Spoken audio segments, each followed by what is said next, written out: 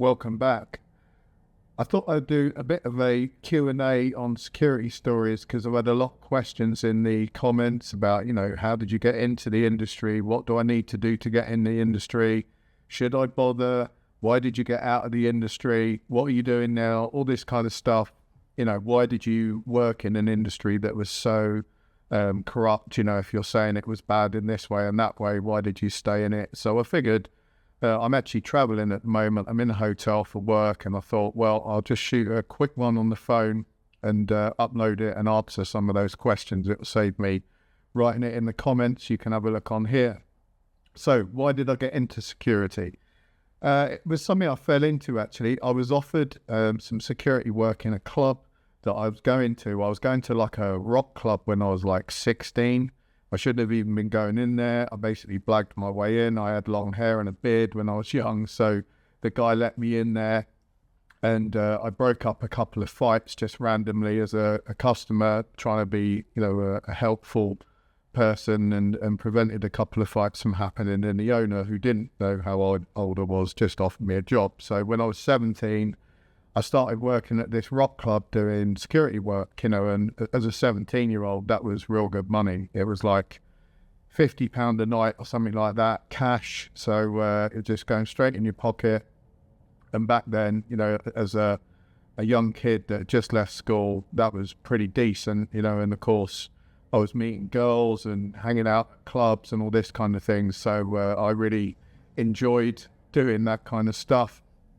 And then I just kind of fell into more and more security work as time went on. It wasn't something that I really aspired to be. Like, I didn't always want to do security, and I just became pretty good at it, and it became something that was easy to do. I shouldn't have stayed in it, to be fair. I should have gone off and educated myself better. I should have gone to college. I should have gone to university, and then I should have gone into a career and really put all my strength and energy into that, because I didn't realize at the time, there was no future for me really in security work, even though I stayed in it for many, many years. But that was more to do with my failings as someone not realizing their potential than it was anything else. So I worked in it for 23 years. What do you have to do? Back then, you didn't really have to do anything to get into security. You just had to be offered a job. It worked pretty well, because the way that you were offered jobs, it kind of like served as an apprenticeship, almost a scheme like that if you were a kind of sound person and you wanted to do some work in that sector, the guys on the security teams would take you on. They would kind of have you as a bit of a runaround, a bit of a T-boy sort of thing, see how you handled yourself, see if you were like mature and able to do the job properly, see if you had the bravery and kind of courage and strength required to do what you needed to do to handle customers, especially I'm talking about verbally. You have to be able to handle people in a really confident way. Otherwise, they just run all over you, and then it actually leads to more violent confrontations. If you can start off doing some confident verbal judo, you often don't have to get into the physical judo side of things. So that kind of, was a good filter system, that it got rid of a lot of potentially bad candidates that were totally unsuitable for the work. So that worked really well. The trouble is, there was also a lot of criminality in security, because, of course, if you control the security of a nightclub, for example, then you also control the inflow of drugs and things to that nightclub. So potentially there were lots of security teams that were actually trading in drugs themselves, and there were also lots of security teams that were taking bungs off of drug dealers for allowing them access to the club and preventing other drug dealers from having access to the club. So it was heavily populated by criminality. That was also a popular thing for criminals to launder money, through security agencies, saying that they had got huge contracts, and in fact they were also laundering drug money through it. So it got a pretty bad reputation, and also a violent reputation as well. So of course the regulation started out, and regulation, it's kind of twofold. That a lot of us wanted regulation to stamp out some of the problems in the industry, like your, what we just discussed, the drug dealing and all that kind of stuff. But what it actually did was the big companies like your G4Ss and Sercos, they were getting annoyed that they weren't getting a big slice of the smaller security work.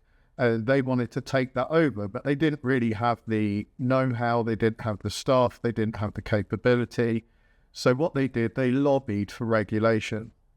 And they lobbied because if they could get some very strict regulation put in, it would cut out little tiny companies like mine, and it would allow, these huge players to come in and basically then get us all subcontracted for them. So that's exactly what happened. That your G4Ss came in, they required now through regulation all these different kind of forms. They would have to have all these licenses and various different bureaucratic pieces of paperwork, which would cost thousands and thousands of pounds, like your ISO 9001 accreditation and 14001 and all this kind of stuff, which made it impossible for smaller firms to kind of do the business because they just weren't turning over enough money. So then your G4Ss would then pick up the security business, sub it back out to guys like me, and they would take a massive slice of my wages. So that's eventually why I got out of it. It was a combination of having my wages sliced by these huge companies who were ultimately doing nothing. They had just bullied their way in there. And number two, they had not only started taking my wages, but they were trying to dictate to me how I could do security. And that even came down to how I was allowed to protect myself, which I would argue against. I would utilize whatever was in my parameters within the UK law, which, I've got the right to self-defense. And they would argue, no, you shouldn't be putting your hands on people, that you should let the police do that. And ultimately, that was putting us in danger. And I wasn't prepared to be patronized by these morons in these huge companies, these bureaucrats and accountants, and have them tell me how I should or shouldn't handle people in a security setting that I've been doing for many, many years. Most of them couldn't fight their way out of a wet paper bag, so I'm certainly not going to start taking their advice on how I should be dealing with someone if they're trying to stick a bottle in my face. And you would have to attend these ridiculous SIA training events, which is nowadays how you have to, get accredited to do security. And they teach you all this complete nonsense about how to deconflict situations and how to break up fights. You use these C-hand things that they were talking about and calm everyone down. And it's just patronizing nonsense, and it ends up getting people hurt. And if you look online now at security videos, you'll see people robbing shops and the security guards are just standing there most of the time writing things down on a little clipboard and then reporting it to the police. And the same goes on in clubs. I've seen what goes on in clubs now. You've got people dealing drugs, violent occurrences happening, and the security guys are just standing back and watching it all happen and basically ringing the police up, which is no good for the police because they're already overstretched. They haven't got enough staff and response time and etc. to deal with these events. And what's the point in having security if they're completely incapable? They're basically just people that are watching and recording some information. So they've gone really downhill. And also the government basically subsidised the training. So they took people from long-term unemployment off the dole queue, gave them free SIA training, and then pumped them out into the security world. And anyone can pass SIA training. If you've got 2 brain cells, you can pretty much pass and get an SIA badge. And that now means you're an accredited, good door supervisor or whatever. So you get these people that are, 8 stone wet through, never had a fight in their lives, have no verbal sort of judo skills, have no self-confidence. They've actually gone and got the job because they think it's cool, or, they think that it's going to give them some kind of masculine accreditation or something, and they're just completely and utterly incapable of doing any of the work, and they're actually a danger to themselves and other people around them. So I just wanted to get well away from that. So I actually ended up working in the defence industry. So back in the day, I used to shoot a lot. and I was really into rifle ammunition. I would design my own rifle ammunition, basically just to make it cheaper and also to make it as effective and as accurate and precise as I possibly could. So I started exploring, how could I get into a career utilizing some of the experience I had in that. A job came up. I went for that job as a pro shooter in the defense industry and as someone that was involved in the R&D process of ammunition. And I ended up going into that. In fact, during that time, when I left security originally, I started doing a health science degree because I also fancied doing something in the kind of health science role. I was also into the gym and keeping fit, and I was into my nutrition and all that kind of stuff. I didn't fancy being a personal trainer because that drives me absolutely insane, and the clients drive you insane because they never want to follow any of the diet recommendations you give them. So I didn't fancy that too much, but I did want to get maybe into the more scientific side of things.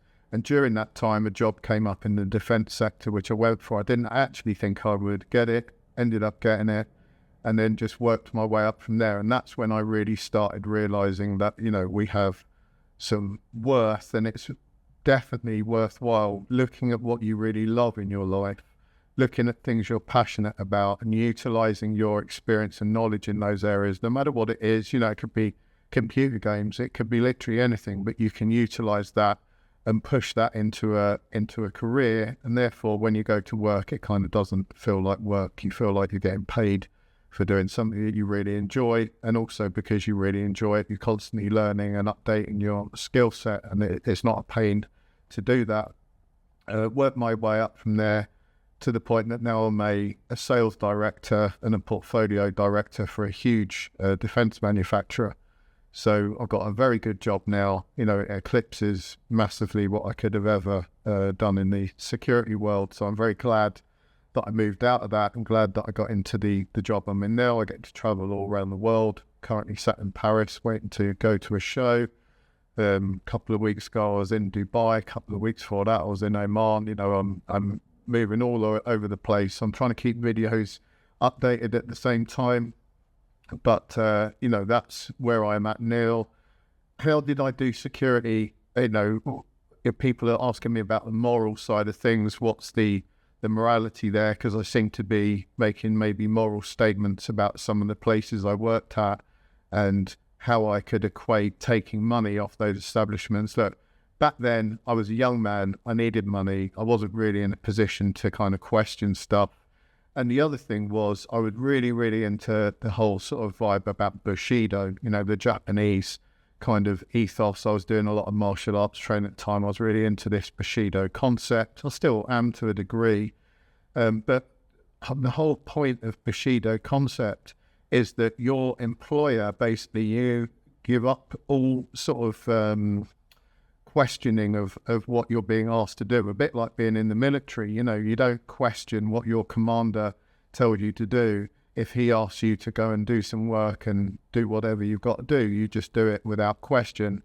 And that's how I approach security work, because I realized that if you were to get too moral about every single thing you were asked to do, you were in the wrong job, basically. Like some of it was questionable from the fact that everyone's drunk, most of the time there's people that are on drugs, there's people having random sex with each other. So if you were going in there on some sort of moral high horse, you were definitely in the wrong place, and you'd probably just want to work somewhere else. So I just accepted the fact that my boss had set me a task, which was to keep the bad people out, to make sure that the nice people had a good night.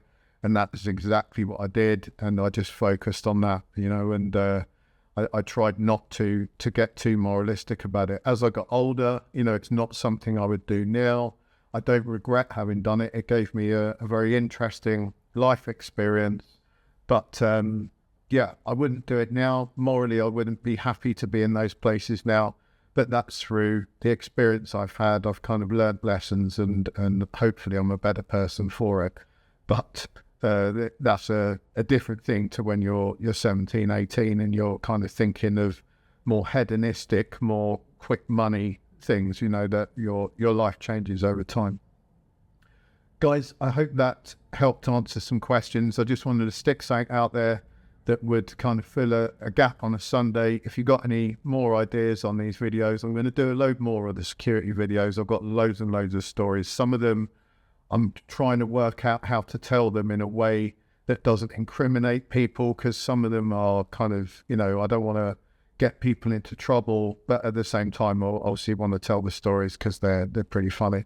So more to come. And if you've got any questions or requirements of, themes for them, then let me know and I'll stick them in. Thanks, guys. Have a good one. Have a great Sunday.